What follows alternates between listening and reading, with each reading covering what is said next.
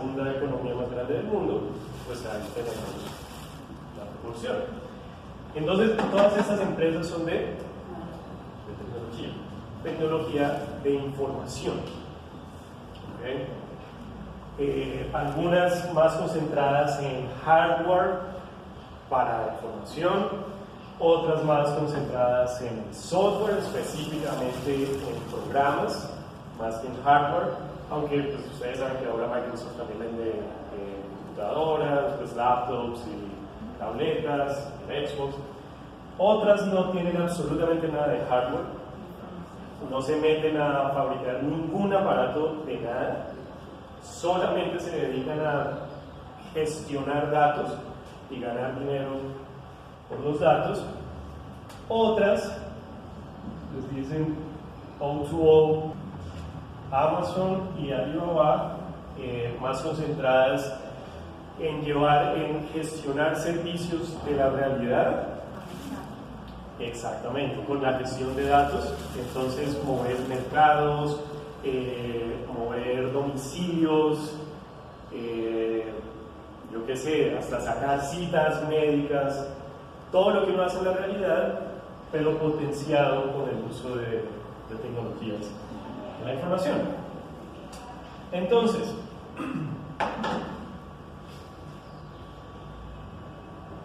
recapitulemos. Tenemos un crecimiento exponencial en la cantidad de información producida, almacenada y transmitida. La sociedad actual se caracteriza porque produce datos como nunca se había producido en la historia de la humanidad y los transmite como nunca se había transmitido. ¿Okay? Viendo estos números que ustedes ya pueden leer en proporción con respecto al PIB, a la economía de los países, entonces ustedes con eso entienden que la economía actual está en muy buena medida moldeada por esa misma tendencia, por las tecnologías de información y de transmisión de información. Entonces por eso uno habla de tecnologías de información y comunicación de datos. Y leyendo esto y leyendo los PIB de los indicadores, de los tamaños de las economías, entonces uno puede tener una idea bastante aproximada de, en términos globales, cuáles van a ser los países que más demanden, por ejemplo, productos traficados y cuáles son los países que más los ofrecen. Ustedes saben que los mercados criminales, como tal, son mercados. Es decir, tienen una oferta y tienen una demanda. Tienen algo que la gente quiere comprar y algo que la gente quiere vender. La diferencia con respecto a los demás mercados es que lo que se compra y se vende en ese mercado pues está regulado, está definido como ilegal. El ejemplo, pues, digamos, más sencillo y con el que más estamos familiarizados, digamos, con el narcotráfico. ¿Okay? Pero hay muchos otros mercados ilegales. ¿Qué se les ocurre? ¿Qué otro mercado ilegal se les ocurre, diferente al narcotráfico? De las armas. Por ejemplo, productos farmacéuticos adulterados. Por ejemplo, hay tráfico de personas, hay estructuras criminales que literalmente secuestran o reclutan personas y están dispuestas a vender a esas personas para esclavitud sexual o incluso para trabajos forzados. Está también el tráfico de órganos, exactamente. Dentro del tráfico de órganos, el tráfico específicamente de riñones y corazones, son dos de los órganos más traficados. ¿Qué más? Exactamente, antigüedades, hay tráfico de antigüedades, entonces por eso uno puede llegar a un aeropuerto con un jarrón, sí, con un jarrón chino de 2000 años y decir, no, es que me lo encontré, iba caminando y me lo encontré, pues porque se necesitan una cantidad de regulaciones para uno poder cargar, igual que si carga un riñón. Pues uno no puede llegar al aeropuerto con un riñón en la maleta y que se vea en el escáner. Exactamente. Entonces hay muchos mercados criminales. Y si los mercados criminales consisten en oferta y demanda, como cualquier otro mercado, entonces, por el lado de la oferta, empecemos por la demanda.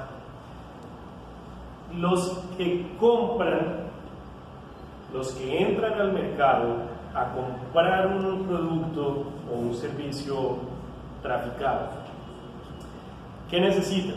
Necesitan el dinero para poder entrar al mercado. Y entre más regulado esté el producto, pues más difícil va a ser traficarlo y más va a valer. ¿Ok? Entonces el demandante pues va a tener que pagar más por ese producto. Entonces va a tener que pagar mucho por un riñón, o sin ser, o con algo más cercano, el demandante de drogas, de narcóticos, pues va a tener que pagar mucho por un gramo de heroína en un país muy regulado, puede ser en Madrid, en una ciudad, en un país muy regulado, en Madrid, en Barcelona, va a tener que pagar mucho, diferente a ese gramo de heroína, por ejemplo, en un país donde se consiga muy fácil. Entonces, en una ciudad de Colombia, pues va a ser mucho más fácil conseguir, no va a estar el tráfico de por medio, porque de hecho en nuestras regiones donde se produce narcóticos, cocaína, heroína, los principales productores, de hecho a nivel mundial, casi siempre Colombia, algunas veces Perú.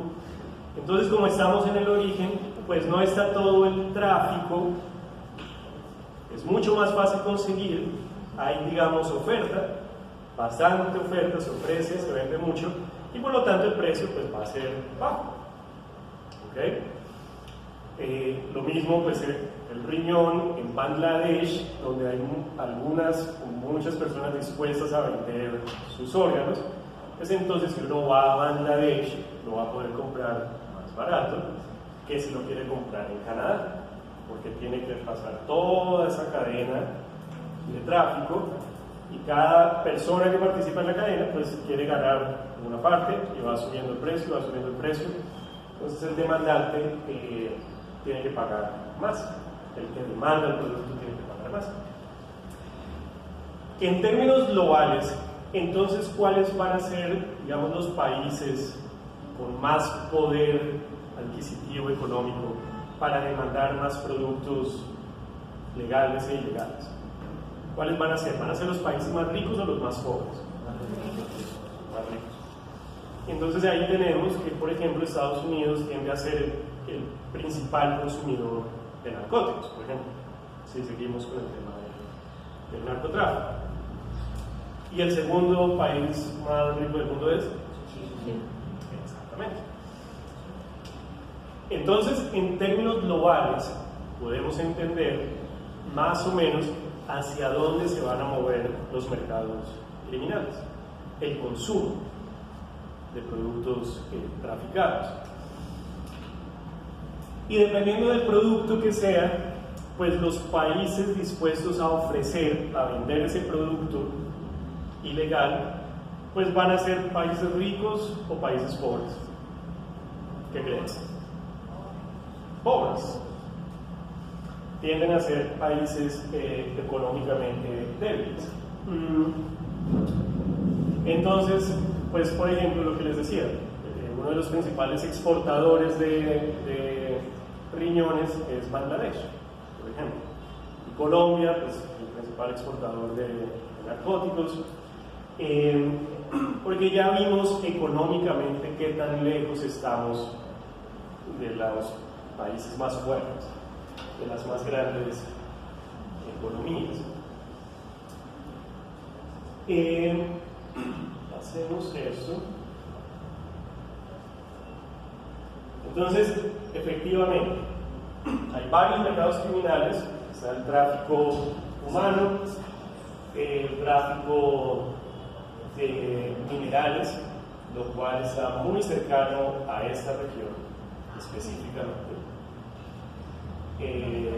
Ese tráfico de minerales tiene unos impactos gravísimos en dinámicas de violencia, porque para que funcione la minería ilegal, entonces necesitan ejércitos, se necesitan prácticamente ejércitos privados. Y bueno, en general hay varios mercados. Está también el tráfico, no solamente de recursos naturales, sino de recursos naturales muy específicos. Entonces, por ejemplo, está el tráfico de cuerno de rinoceronte, que ha llevado a la extinción, por ejemplo, de una especie muy específica, el rinoceronte blanco.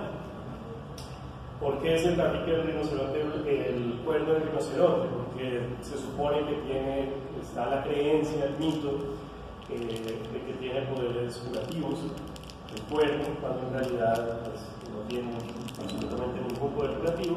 Y por motivos similares está el tráfico de pangolín, que es, muchos no conocen. Yo particularmente antes de investigarlo no lo conocía, pero resulta que es el mamífero más traficado del mundo, que por supuesto también está al borde de la extinción.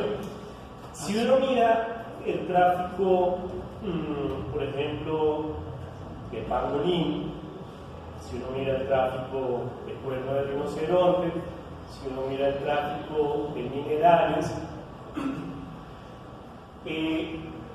todos esos terminan demandados, es decir, consumidos y sosteniendo el tráfico a nivel mundial en la región asiática, específicamente en China o en algunos casos puntuales. El cuerno de rinoceronte se consume mucho en Hong Kong, por ejemplo. Como ya vimos, el poder adquisitivo ha aumentado muchísimo, que son economías muy grandes, entonces hay millonarios que están dispuestos a pagar lo que sea por un trozo de cuerno de rinoceronte, o para poder tomar en Vietnam whisky. ¿Dime? En whisky sumergen el pangolín también. Exactamente, eso iba a decir, el whisky con pangolín o caldo o sopa de pangolín, y están dispuestos a pagar lo que sea. ¿Okay? Incluso en Hong Kong se consiguen pastillas de cuerno de rinoceronte, pues pastillitas para tomar, pues con el éxtasis y con se toman las pastillitas de cuerno de rinoceronte, pues creyendo que tiene algún tipo de efecto. Sí. Y los minerales, muy demandados también por China, porque aunque no lo sepamos, prácticamente todos los aparatos que utilizamos, sin importar la marca, se fabrican actualmente en China. ¿Okay? Entonces incluso un Apple que pues es diseñado en Estados Unidos y se ve muy blanco, muy bonito, con videos muy sofisticados, pues se produce en plantas chinas. Entonces, como vimos que las tecnologías de información están creciendo exponencialmente, ¿ustedes qué creen que está sucediendo con el consumo de aparatos electrónicos como los celulares? ¿Ha crecido o ha disminuido? Ha crecido, efectivamente. Y va a continuar creciendo, va a seguir aumentando. Entonces, cada vez se necesitan más minerales para fabricar esos aparatos, esos celulares. Y si todo se concentra, toda esa tecnología, la producción de esa tecnología se concentra en China, pues la demanda de minerales legales e ilegales, la principal demanda, el principal consumo, ¿en dónde va a estar? Exactamente. Entonces, por eso no se les haga raro a ustedes si a la región de Puno, por ejemplo, cada vez llegan más chinos a comprar minas para poder mandar todos esos minerales directamente a China. Y entonces se establece un mercado global de tráfico,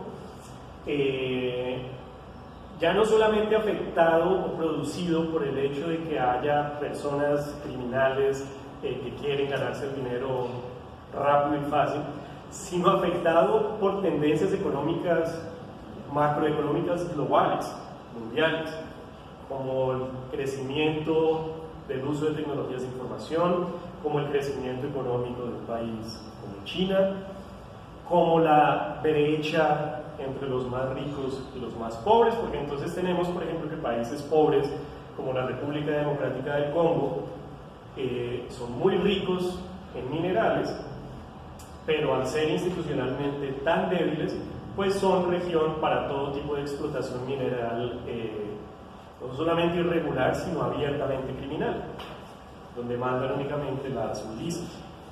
Pero intentar corregir eso requeriría corregir el consumo de minerales por parte de China, requeriría regular un poco el consumo, la cantidad de aparatos electrónicos producidos, etcétera, etcétera. Entonces, sí me entienden cómo muchas dinámicas globales, económicas, culturales, comienzan a incidir en el establecimiento de mercados criminales.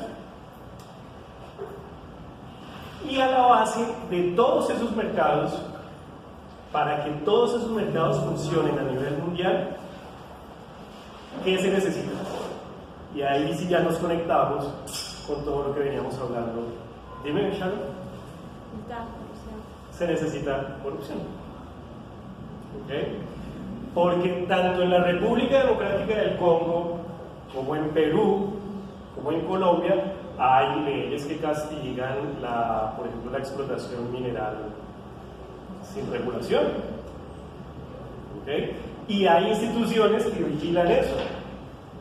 Pero si yo quiero que no me vigilen, pues, ¿qué hago?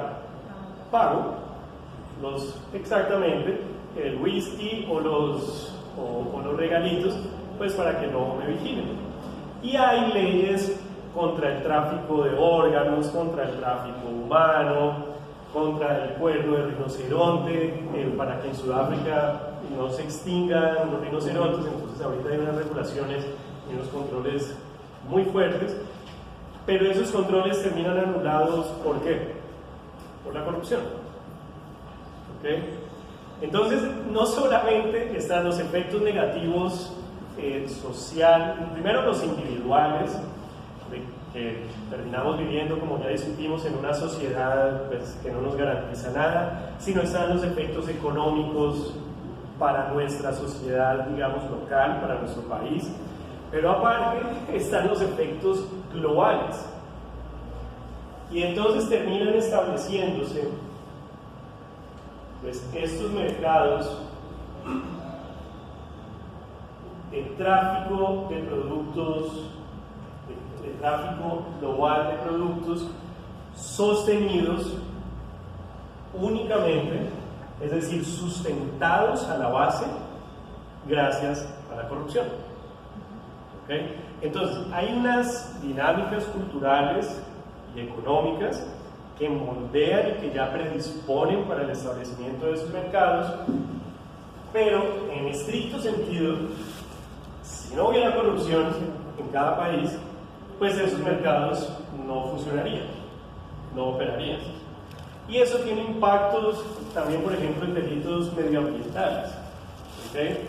Porque ustedes saben que el nivel de depredación medioambiental en la Amazonía peruana, colombiana, exactamente brasileña, pues es gigantesca, se está destruyendo a una tasa absurda, y hay regulaciones, hay leyes, hay todo lo que ustedes quieran, pero hay corrupción, hay altísimos niveles de corrupción.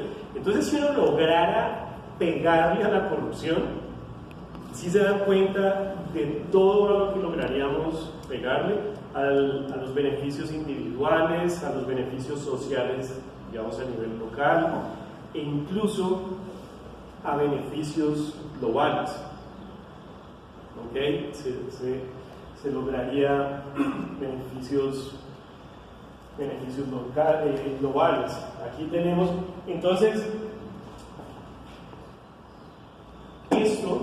este dibujo que ustedes ven acá, este logo, que creo que vieron y lo alcancé a presentar en público, es una herramienta que todos ustedes pueden utilizar, ¿ok?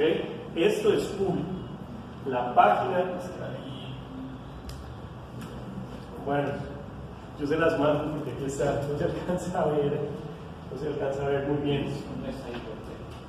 Es borisoma.scivortex.org. Claro que el grafo también está en la página del observatorio, criminalnetworks.org. Pero entonces, y aquí ya es listo, la última media hora para cerrar, que es con lo que quiero que quedemos enganchados en términos prácticos todos nosotros. ¿Listo? Esto nació como una iniciativa en el marco del Observatorio Global, que yo les comentaba ayer, el Observatorio Global de Redes de Crimen Transnacional, en el que Vortex invitó a institutos amigos en todo el mundo. ¿Okay? Entonces, si ustedes entran a mirar a los partners del observatorio, pues van a ver que hay entidades en Sudáfrica, en Senegal, en Bulgaria, obviamente en América Latina. Y el propósito es entender estructuras criminales en muchas regiones. ¿Ok? Y aquí se van a necesitar, regálame internet. Sharon, por favor. Entonces, nosotros en el observatorio desarrollamos esta plataforma, esta herramienta, para poder trabajar con investigadores y analistas en todo el mundo. ¿Okay? Porque nosotros no tenemos recursos económicos suficientes para estar moviéndonos por todo el mundo, pero podemos utilizar las tecnologías de información para estar conectados sin necesidad de pagar altísimas cantidades de dinero. ¿Okay? Entonces desarrollamos esta plataforma. Esa es la parte pública de la plataforma, y ya les voy a mostrar la parte privada con la que trabajamos con los practicantes y los investigadores del observatorio. Ya les voy a mostrar eso, porque me encantaría que ojalá todos ustedes, o al menos algunos, quedaran conectados y que fueran parte del observatorio, ¿okay? Como practicantes, como investigadores, como analistas de estos datos. Entonces, en la parte pública está el grafo de la obra criminal, que está montado en una visualización abierta de Google, diseñada inicialmente por Google, y aquí ustedes pueden venir a activar y desactivar estructuras según en las que se quieran concentrar. Entonces, por ejemplo, este es tráfico de órganos en Kosovo. Permítanme, voy a dejar esto. Y aunque tráfico de oro, tráfico de armas, de productos farmacéuticos adulterados, hay producidos no demandados, sino producidos por China, por ejemplo, tráfico de coltán en la República Democrática del Congo, tráfico de niños también en la República Democrática del Congo. Y ya sabemos que en la base de todo esto está la corrupción. ¿Okay? Pero miremos rápidamente un caso muy conocido por nosotros actualmente en Perú, y específicamente concentrado en corrupción. Este es el caso Lavallato. Ustedes saben, Lavallato fue el nombre de la primera operación judicial en la que se comenzó a perseguir los sobornos millonarios. ¿Se acuerdan que teníamos a un privado que le daba plata, que le pagaba sobornos a un funcionario público? ¿Correcto? Y el funcionario público, eso a cambio de que el funcionario público le diera algo al privado. Entonces hablábamos de las multas, favor para las multas, un favor para un servicio, para que le instale un servicio público, pero a medida que vamos creciendo en la escala, entonces aquí ya no tenemos a personas particulares, a nosotros solamente, sino tenemos a empresas. El particular ya no es el ciudadano que paga un soborno a policía de tránsito, sino tenemos a una mega empresa. Y de hecho podemos llegar a tener a las empresas más grandes de un país, como en el caso de Brasil, Odebrecht, una constructora gigantesca, de las más ricas de Brasil, que necesitaba o quería o estaba interesado en ganar muchos contratos, en que les dieran muchos contratos de construcción, porque en cada contrato ellos se dedican a construir infraestructura en general, desde aeropuertos hasta plantas procesadoras de petróleo. Entonces ellos querían que el Estado de Brasil les diera muchos contratos, y para eso estaban dispuestos no a competir como todos los demás, sino a ¿qué? A pagar, a sobornar. Y cuando estamos hablando de contratos por el orden de 500 millones de dólares, 700 millones de dólares, ¿ustedes creen que los sobornos son $10,000, $100,000? Exactamente. Es decir, aquí ya entonces nos alejamos de las multas, de los favores, del permiso para una importación, para una exportación, y nos metemos en el caso específico de los contratos. ¿Listo? Que ustedes saben que el Estado es el principal administrador de recursos, y el Estado necesita fabricar, necesita proveer servicios, y pues tiene que pagarle a los privados por ese servicio. Entonces el Estado siempre tiene que estar contratando, y hay unos contratos gigantescos, hay otros pequeños.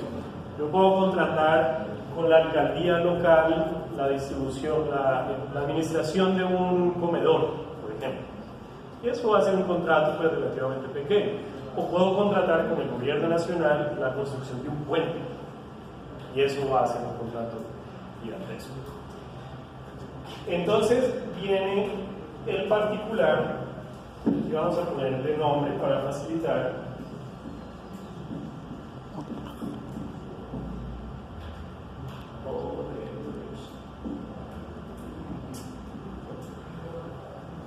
Escribirlo bien.